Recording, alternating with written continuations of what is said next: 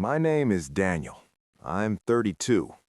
3 years ago, I thought I had a perfect life. My wife, Lily, was my world. We met in college. She was funny, warm, and full of light. I was quiet, but she said my heart was loud. We got married in a small garden with white flowers and soft music. I still remember her smile that day. I believed it would stay with me forever. And my best friend? That was Marcus. Marcus and I had been friends since we were boys. We played soccer together. We failed exams together. We even got our first jobs in the same summer. He stood next to me at my wedding. He called Lily little sister. I trusted him like family. Our life was simple but happy. Lily worked at a beauty salon. I worked long hours at a car repair shop. At night, we ate dinner together. On Sundays, Marcus often came over. We laughed, we watched games, we talked about old times. It felt safe. Too safe. Looking back now, maybe the signs were always there. But when you love people, you do not look for knives in their hands. One night, Lily was sitting on the couch, smiling at her phone. "Who are you texting?" I asked. She looked up too fast. "Just my cousin." Then she turned the screen away. It was small, maybe nothing, right? That's what I told myself. A week later, Marcus came to my shop. He looked nervous. "You work too much," he said. "Lily gets lonely." I laughed. "Since when did you become a marriage expert?" He smiled, but it felt strange. "I just care about you both." I should have heard the warning in those words. Then little things started to change. Lily began wearing perfume even when she said she was going nowhere. She started locking her phone. She took longer at work. Marcus stopped coming to the house as often, but somehow Lily talked about him more. Marcus said this. Marcus thinks that. Marcus knows a better place. Why was my wife and my best friend suddenly sharing so many opinions? One night, I came home early with flowers. I wanted to surprise Lily. I even bought her favorite cake. But when I opened the front door, the house was dark. "Lily?" I called. No answer. Then I heard her voice from the backyard, soft, careful. I moved closer. She was on the phone. "I miss you too," she whispered. My hand went cold. Then she laughed, a small laugh, the kind she used to save for me. "I know," she said. "He still has no idea." I froze. No idea? Who was she talking to? I stepped outside fast, but she had already ended the call. She turned and saw me. "Daniel, you're home early." I lifted the flowers. "Yeah, I wanted to surprise you." She stared at them for 1 second too long. "That's sweet." Sweet. Not loving, not warm, just sweet. I watched her face. I wanted to ask. I wanted to scream, but fear tied my mouth shut. Because deep inside, I already knew the answer. I just did not want to hear it. So I stayed quiet. That was my mistake. The next day, I checked our phone bill online during lunch. I was shaking. I felt stupid. I felt guilty. But I checked. One number kept showing again and again, late at night, early in the morning, long calls. I knew the number. It was Marcus.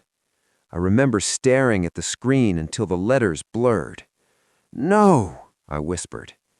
I called him right away. He answered on the second ring. "Hey, brother." Brother. My chest burned. "Where are you?" I asked. "At home? Why?" "Really?" There was a pause, just a small pause, but sometimes a pause tells the whole truth. "Yeah," he said. "Why are you asking?" I ended the call. Then I called Lily. She answered fast. "Hi, babe." "Where are you?" "At the salon?" Another lie. I could hear a car door close near her. I said nothing. I just ended the call. For the next 2 days, I did something I never thought I would do. I watched, I waited, I followed, and then I saw it. Lily got into Marcus's car behind the salon. He touched her face. She kissed him first. My stomach twisted so hard I thought I would throw up right there in the street. Still, I didn't confront them. Why? Because something felt bigger than cheating. There was a secret under the secret. I could feel it, like a storm behind a closed door. So I kept digging. Then came the night that broke me. Marcus texted Lily by mistake. Yes, by mistake. He meant to send it to her in private, but he sent it in our old group chat, the one with me, him, and Lily. The message said, "Tonight, same place. He believes everything you say." He deleted it fast, but not fast enough. I stared at the screen. My heart pounded so loud I could hear it in my ears. Lily was in the shower. I stood outside the bathroom door and listened to the water. I could walk in. I could show her the phone. I could end it right there. But I wanted the truth, all of it. So that night I drove to the same place. It was a small apartment across town. Marcus's cousin used to live there. The lights were on. My hands were shaking when I climbed the stairs. I heard voices inside. Lily's voice, Marcus's voice. I stepped closer to the door. Then I heard her say, "After the divorce, he'll still help me. Daniel is weak. He always forgives." Marcus laughed. Then he said the words that hit harder than the affair. "And when he learns the baby isn't his, it'll be too late." The world stopped. Baby? Lily had told me she was pregnant just 4 days before. I had cried when she told me. I held her. I kissed her stomach. I thanked God. And now this? I kicked the door open. They both jumped. Lily went white. Marcus stood up fast. "Daniel," I pointed at her, "don't say my name." The room smelled like perfume and lies. I looked at Marcus. "My best friend?" He tried to step closer. "Listen, it's not what—" I grabbed his shirt. I heard everything. Lily started crying. "Please let me explain." I turned to her. "Explain what? The affair? The baby? Or the part where you called me weak?" She covered her face. Marcus pulled away from me. "Calm down." That word almost made me laugh. Calm down? My wife was pregnant by my best friend, and he wanted me calm? I looked at them both and felt something strange. Not sadness. Not yet. Just emptiness. Then Lily dropped another bomb. "Daniel," she said softly, "I was going to tell you." "When?" I asked. "After I bought a crib? After I signed the papers? After I raised his child?" She cried harder. "It just happened." Marcus said, "We fell in love." I stared at him. "Love? You do not call betrayal love. You do not steal from a friend and call it fate. You do not break a man's home and call it truth." I walked out before I did something I would regret. Outside, I sat in my car and screamed. Not words, just pain. I hit the steering wheel until my hand went numb. Then I cried. I cried for my marriage, for my lost child dream, for the years I gave them, for the version of me that still believed loyalty was real. Have you ever felt your whole life fall apart in 1 hour? It feels like the ground disappears. The next week was hell. Lily kept calling. Marcus kept texting. "Let's talk. Please hear me. I'm sorry." Sorry is such a small word. Too small. I moved into my brother's apartment. I could not sleep. I could not eat. Every room felt too quiet. Every memory became poison. One night, my brother put a cup of coffee in front of me. "You need to wake up," he said. "I am awake."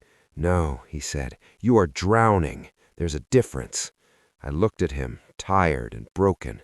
Then he asked, "Do you want to cry forever, Or do you want the truth? The truth already killed me. He leaned closer. Maybe not all of it. That sentence changed everything. The next morning, a woman named Sarah called me. She was Marcus's ex-girlfriend. Her voice was cold. "I think you should know," she said. "You are not the first person Marcus did this to." I sat up straight. "What do you mean?" "He cheated with Lily while he was still with me," Sarah said. "And Daniel, Lily knows more than you think." A chill ran through me. "What more?" Sarah took a breath. "Marcus told Lily to push you into selling your father's old house." My heart stopped again. That house was the only thing my father left me before he died. It needed repairs, so Lily had asked many times to sell it. "Why?" I asked. Sarah answered, "Because Marcus had debt, bad debt. He needed money." Suddenly, every strange moment came back to me. Lily asking about the house papers, Marcus telling me to move on from old things, the pressure, the timing, the fake pregnancy joy. It was all part of a plan. The affair was real, but so was the trap. That was the twist. They did not only want my love, they wanted my future.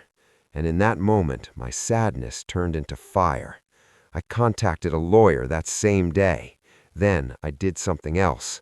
I stayed quiet. I let Lily think I was still weak. A few days later, she asked to meet. We sat in a cafe near the river. She wore the blue dress I once loved. Her eyes were red, but I no longer trusted tears. "Daniel," she whispered, "I made a mistake." "One mistake? That's interesting." She looked down. "Marcus pushed me. He said you were boring. He said I deserved more." I almost smiled. So now Marcus was the villain, not her? She reached for my hand. "Can we fix this?" I pulled my hand back. Then I asked the question that made her face change. "Did you ever love me, or was I just a safe place to sleep?" She opened her mouth, but no answer came out.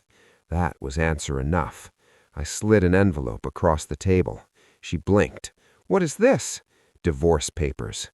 Her hand shook. "Daniel, please." "Oh, and one more thing," I said. "The house? It's in a protected family trust now. You can't touch it." Her face lost all color. There it was, the truth. Not heartbreak, not guilt, panic. She had just learned the game was over. "But how?" she whispered. I stood up. "Because weak men do not survive betrayal. They become smarter." I walked away while she cried in the cafe. And Marcus, he got his justice too. A month later, I heard from Sarah again. Marcus's debt had caught up with him. He lost his car, lost his apartment, lost the job I helped him get. When Lily found out he had no money left, she left him too. Poetic, right? They burned my life for pleasure and profit. Then they burned each other. As for the pregnancy, the final test proved the baby was his, not mine. Painful, yes, but it also set me free. Months passed. I started going to the gym. I took night classes in business repair management. I fixed up my father's old house with my own hands, wall by wall, room by room. It became more than a house. It became proof that I was still standing. One evening, I sat on the porch and watched the sunset. For the first time in a long time, my chest felt light. My brother sat beside me. "You okay?" he asked. I looked at the house, at the sky, at my hands, rough from work but steady again. Then I said, "No." He looked at me. I smiled. "I'm better." Because here's the truth no one tells you. Betrayal can break your heart, but it can also open your eyes. Yes, my wife cheated with my best friend. Yes, they lied to my face. Yes, they tried to use me. But they did not get the final chapter. I did. So if someone watching this is crying tonight, listen to me. When people betray you, do not beg, do not chase, do not die in the place they pushed you. Stand up, learn, build, and let your comeback speak so loudly that their lies sound small forever.